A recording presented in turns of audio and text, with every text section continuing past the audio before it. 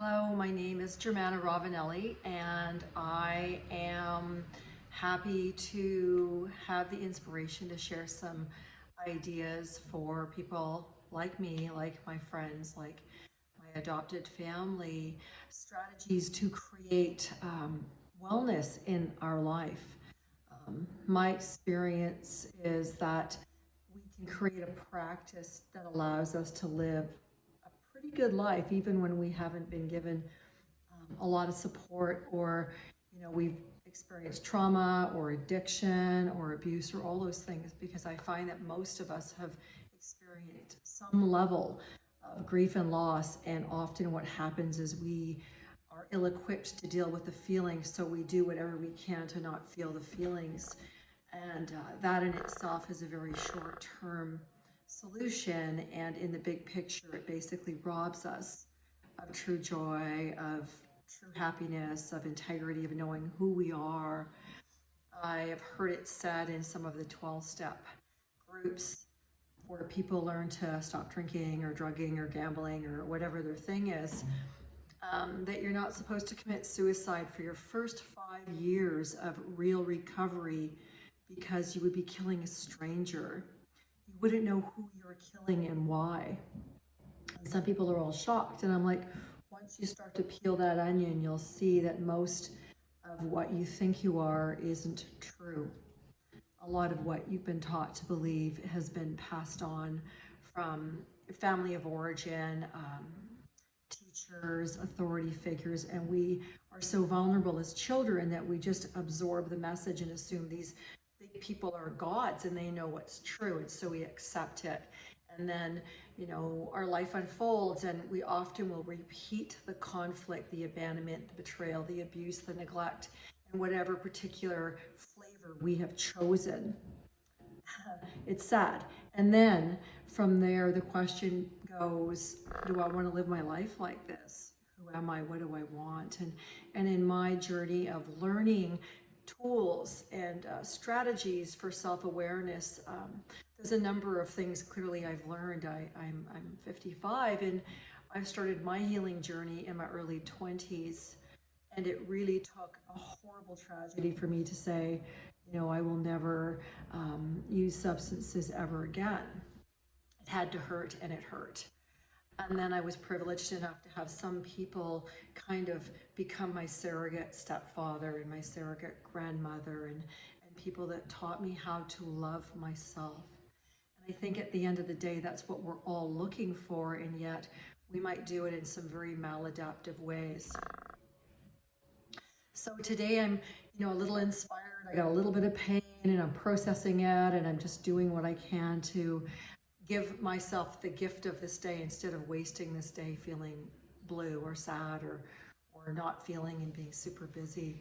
And so some of the wellness ideas that come up for me around, living a really integral life is to learn to, how does my body feel? Go into the body and not judge the body. Where is the feeling? Just feel it. Um, what we don't feel and heal, we pass on the pain and the infection on to the next generation, to our children, and also to our partners or our friends. It just spews out. It's like a volcano, and the pain comes out. So it's kind of, when you take the time to heal your feelings, or to own your feelings, or to process them, you're actually contributing to world peace, starting with yourself, and that's where it all starts. And then, from there, there's an old saying, feel everything and recover, and some people just, they don't. They feel nothing and they create chaos, and then they clock a few decades and their life is really quite sad. And we all get to see that in different forms, and those are our teachers, and we become students, we get to learn.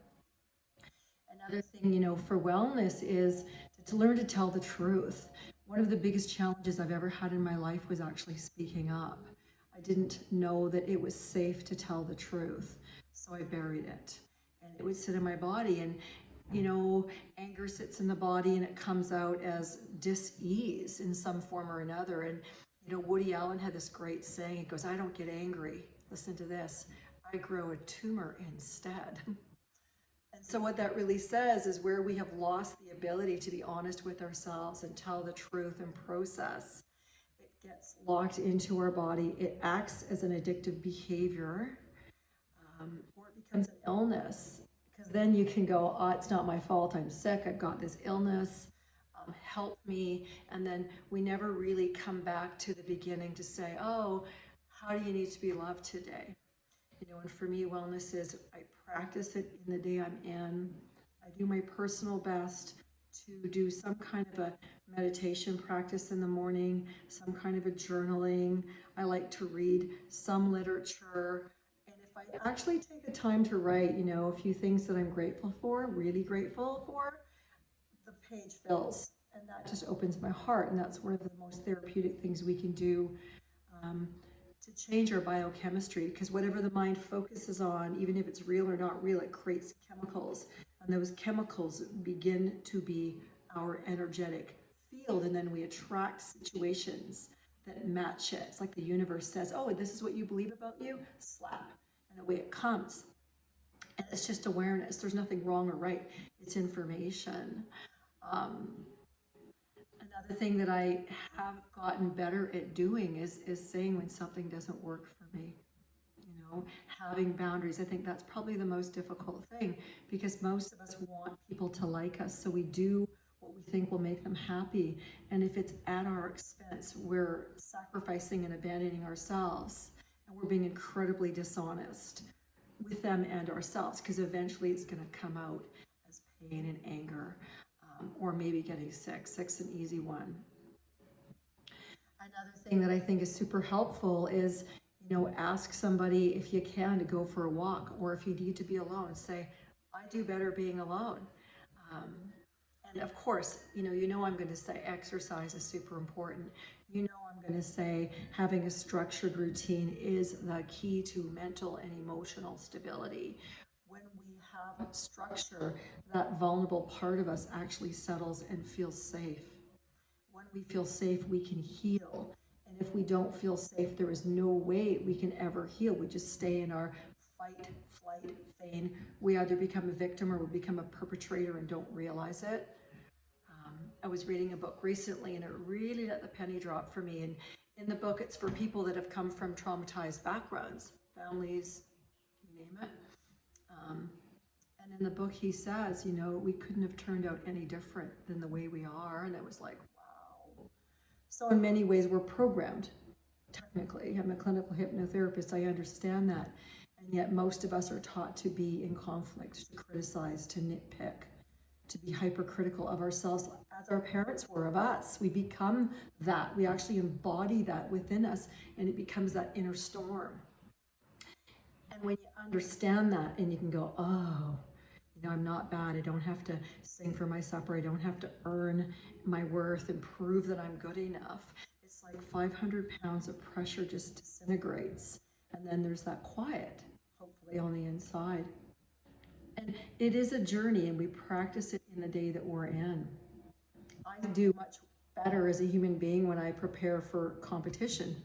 And I train 4 to 5 times a week. I eat a special diet that supports me in actually becoming and remaining an athletic woman. Because when I do it, I feel like I have the right to take care of myself. And as odd as that might sound to somebody else, it works for me. And learning that and knowing that are super important. So if there's something here that you are able to, you know, integrate that allows you to have a happier life journey, to have more peace inside of you, to have more tools, then I am so, so, so grateful that I get to share nuggets. I have written a book about my life story, and I haven't really talked about it lots, and I will another time. The concept is that we do recover, we do heal. We need to be willing to show up for ourselves and not trying to look good for other people, or, you know, chase things that are sparkly to make us feel whole and complete, because it's an illusion. It doesn't work. The work that we need to do is to come back home into our heart and go, oh, your heart's been broken, hasn't it? That's kind of heavy. And then hold space for that. And then also stop breaking our own heart pretending that something's okay when it's not. You know, little things like making one's bed, giving away or throwing away things you no longer use.